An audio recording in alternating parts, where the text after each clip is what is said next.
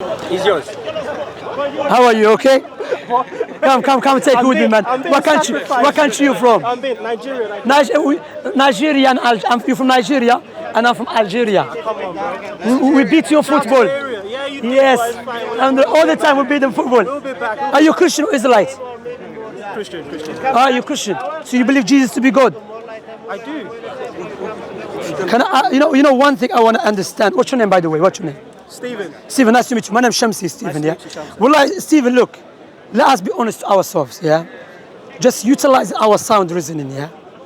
Imagine, you and I, we know that God is perfect all the time. Okay, I can imagine that. It's easy. You know, it's not imagine, it's a reality. God is perfect. He has no beginning, no end. And he's self-sufficient. He's not in need of nothing. And everything's in need of him, correct? Yeah. Yes. In whom we live in our being, yeah. Yeah. So when Jesus was getting breastfed by his mother, is that the same God who is self-sufficient?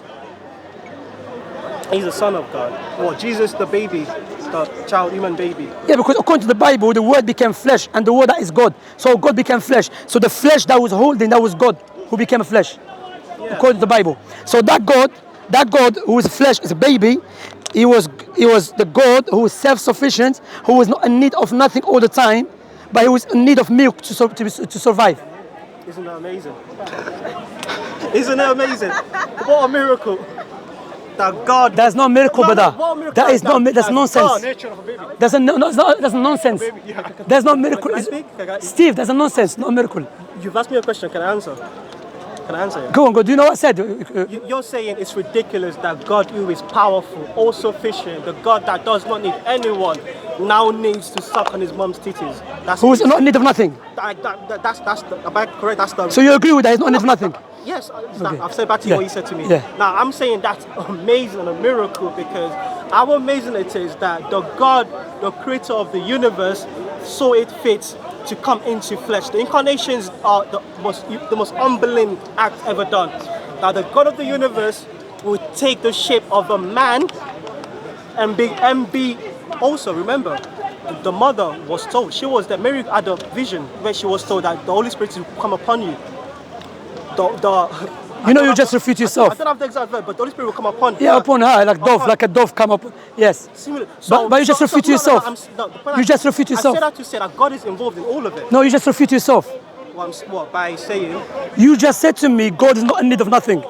So if God is not in need of nothing all the time, but therefore is not in need of anything.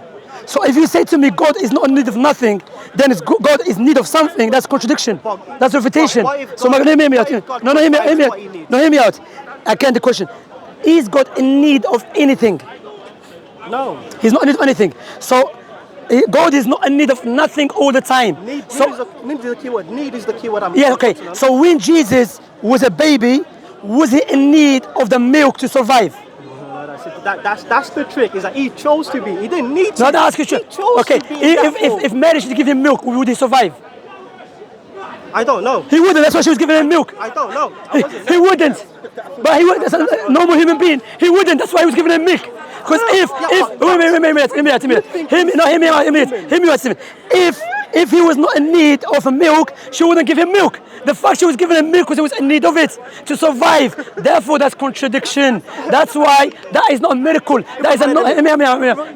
No, hear me out. Who created the milk? Who created the milk? Who created the breast? Jesus. Who created? No. From your point of view, I'm asking you. Who created Mary? God created Mary and everyone. God created Mary. God created Mary's breast. Okay. God created the milk in Mary's breast. God created apple. God provides for God. God needs no one because God provides for himself. But he was in need of. Jesus was in need of his mother.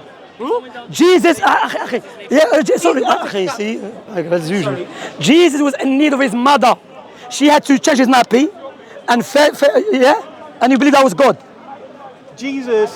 God chose to humble himself so much that of a woman. So God humbled himself for someone to change his nappy. Take care of yourself. May Allah help you. I can't help you. No, you can't. You can't argue with someone like that, Steve. Wallahi, yeah, of course. Thank you for knowing your okay, are you? You believe that? Yeah, you believe that? Allahu that God Akbar. She humbled believes himself. that someone who is in need of someone changes nappy. God humbled That's himself that he needed to yeah, change. yeah, yeah. I That's agree. not humbleness. That's a nonsense. That's a nonsense. It's like someone said to you, I believe God humbled himself, become a cockroach. So where's the أعوذ بالله من ذلك? God does not need to become a cockroach. And the father never became a baby. It was a son. So what? The father never humbled himself. You see? Alhamdulillah. People, please, imagine Christians out there. He just said, God humbled himself, becoming a baby for someone to change his nappy. Imagine this. Imagine it's a nonsensical belief. The Almighty. So if someone comes to you to listen, I believe in God, become cockroach. He said, no. He said, yeah, he humbled himself. That's not humbleness. That's God and guess his nature that is perfect. That's why I come to Islam. That's why Christianity is dying. And I believe these Christian preachers are doing a great job for us. That's why I use them to show with their own tongues what the Christians really believe. For the Christians out there who have sound reasoning to know Christianity doesn't make any sense. Because sometimes the Christians tell you what, go speak to our preachers.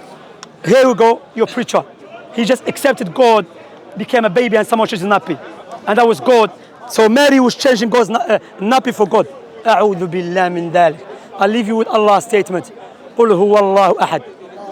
الله الصمد. لم يلد ولم يولد. ولم يكن له كفوا أحد. Say, oh Muhammad, Allah is one, unique, master, self-sufficient. He's not in need of nothing all the time. He just told me God is not in need of nothing. Then tell me God he was in need of the milk. Contradiction. He begat not, neither was he begotten. And there is nothing like unto Allah. Look at the description of the Almighty, the greatest. Assalamu alaikum, akhi. What you say, man? Long time, bro. What's going on, man? Good. So when you look to Allah, look now. So I go, where have you been? 1 second. You know, that what I leave you, how Allah describes himself in the Quran. Likewise, Ayat al-Kursi. الله لا إله إلا هو الحي القيوم لا تأخذه سنة ولا نوم. Allah is the ever living. When you read the Quran and you see how Allah describe himself and you look at the creation, you know for a fact the creator of his creation is Allah.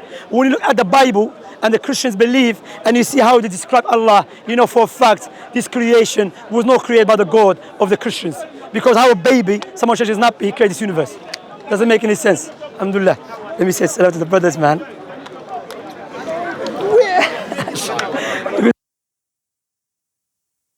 Well, yeah. Yes, MashaAllah.